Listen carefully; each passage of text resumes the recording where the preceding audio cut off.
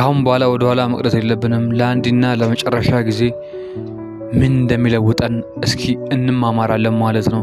ምንድነው የሚለውጠን? መልፋት አይደለም፣ እየለፋን ነው። ዝም ብሎ ማሰብ አይደለም፣ እያሰብን ነው።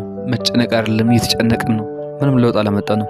ስለዚህ ምንድነው እኛን አንድ እርምጃ ወደፊት የሚወስደን ያንን አንድ እርምጃ ከተራመዱ ሰዎች እኩል የሚያደርገን ምንድነው? ወደኋላ እየቀረን ቤተሰባችንን መርዳት እያቃተን፣ ልጆቻችንን ማሳደግ እያቃተን፣ ወንድሞቻችንን መርዳት እያቃተን፣ ለሰውም ለፈጣሪ መሆን ያቃተን ለምንድን ነው?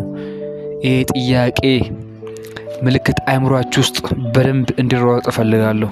በቃ ለምንድነው ብላችሁ ራሳችሁን ጠይቁ። ለምንድነው ብላችሁ ራሳችሁ ስትጠይቁ መልሱ እናገኘዋለን ማለት ነው። መልሱ ምንድነው? አንደኛ መጨነቅ፣ ማዘን። ይሄ ሁሉ ምን ያመጣል መሰላችሁ?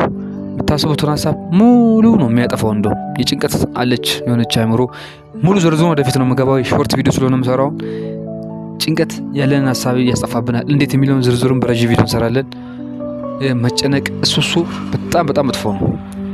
ግን ምንድነው ሳንጨነቅ እንዴት ነው ማሰብ የምንችለው? መፍትሄውን ብቻ በአንዴ ይመጣል አይመጣም። ልክ መፍትሄው ልታስቡ ውስጥ ምን ይሆናል?